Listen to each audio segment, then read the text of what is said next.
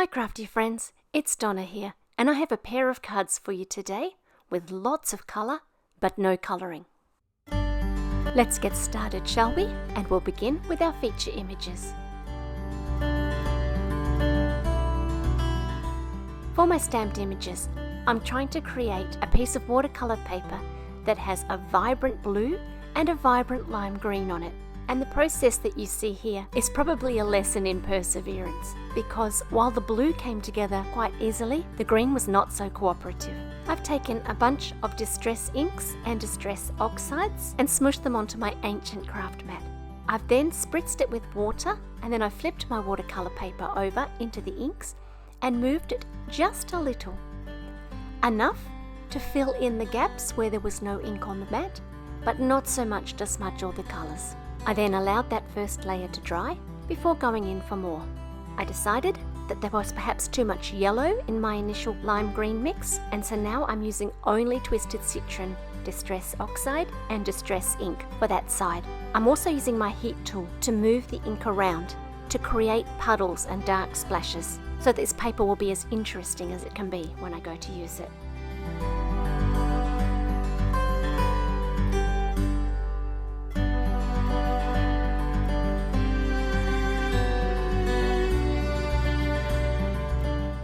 Still not happy with that paper, so this time I'm using only Distress Ink and I've left the oxide out. Although these colours have the same name, the oxide's significantly lighter than the Distress Ink, especially once you add water and it turns chalky. Finally, I have something that I'm happy with, and so we're going to get on with the stamping. I've chosen these two images, Bold Flower 2 and Bold Leaves 1, because I like the thick lines and I think they'll stand up very well when I heat emboss them in white. It's really important that the panel is completely dry before you stamp, because we're going to use embossing powder. I'm also giving the paper a really good run with the anti-static powder tool. I thought I had everything covered, but you'll be able to see that I had a couple of little issues in one area.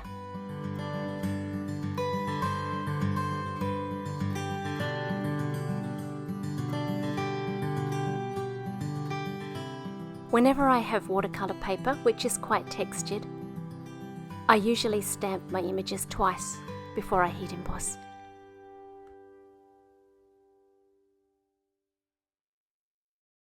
I've left the next little bit of footage in, just so that we can keep it real.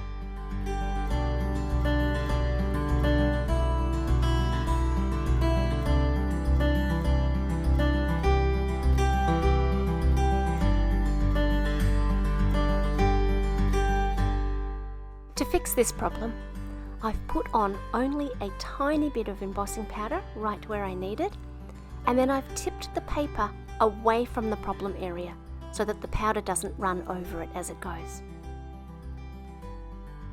I'm going to cut these babies out, leaving a small margin on the outside, and then put some double-sided tape on the back.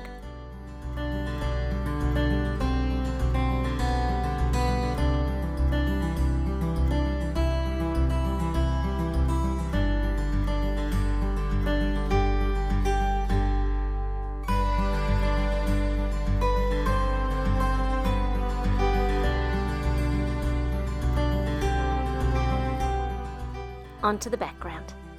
I have a piece of teal paper here, and I'm ink blending two colours onto it, but you'll really only be able to see one of them until we add some water. And because this is a distress ink, the water will lift and give the teal areas some nice dimension.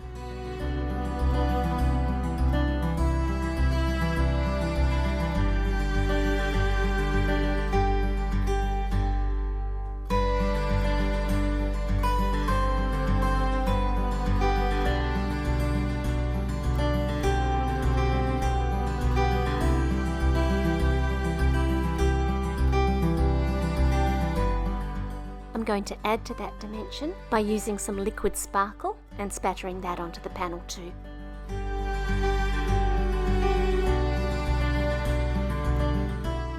I'm far too lazy to go all the way to the kitchen to get water, and so I'm just spraying from my spray bottle onto my brush. Does anybody else do that?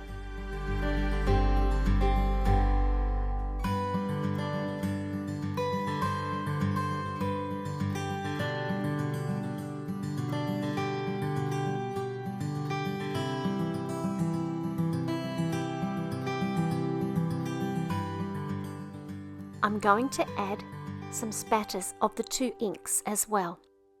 And somebody stopped recording when they thought they were starting recording, so I just have a little bit of this to show you. This panel is not a watercolor panel, so I'm going to dry it as quickly as I can, and then cut it out using a Slimline stitched rectangle die. Look at that shimmer.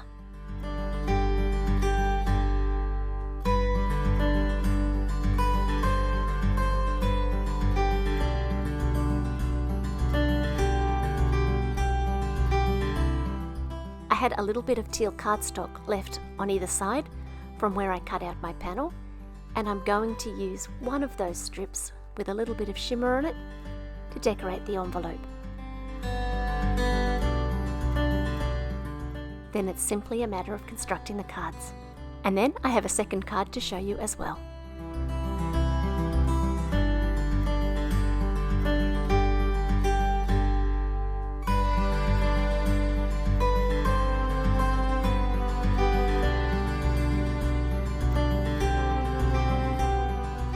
The sentiments for both cards today come from the Rainbow Poppies sentiment set.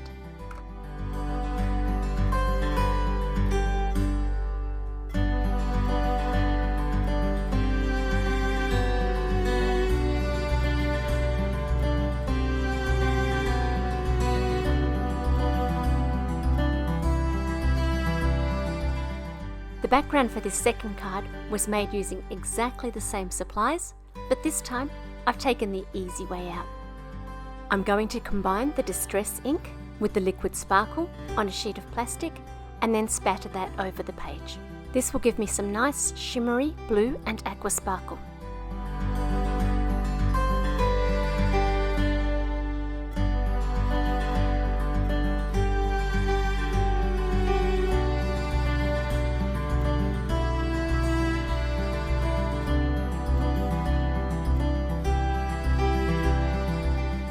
As well as that, I'm going to add some liquid shimmer on its own to the panel and dry it off, and once again cut it out with a stitched rectangle border.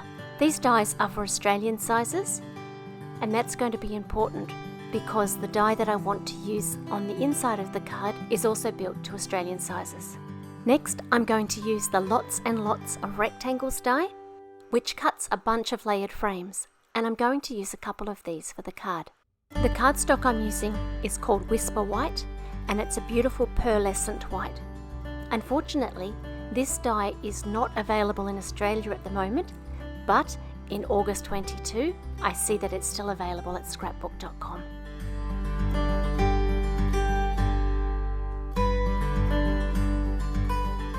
I'm using glue for all of the elements on these cards, except for the flowers and leaves themselves.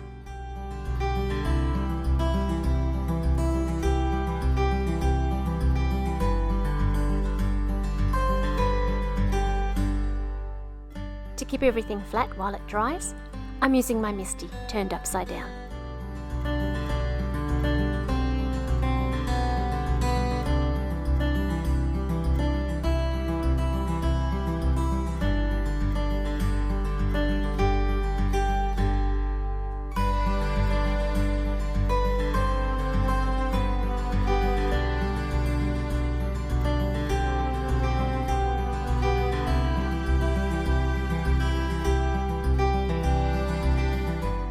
Thank you for joining me today. I'm going to leave you with some close-up photos of the cards. Feel free to like and subscribe. Until next time, may you have beauty in your life. I'll be back soon with another card. Bye for now.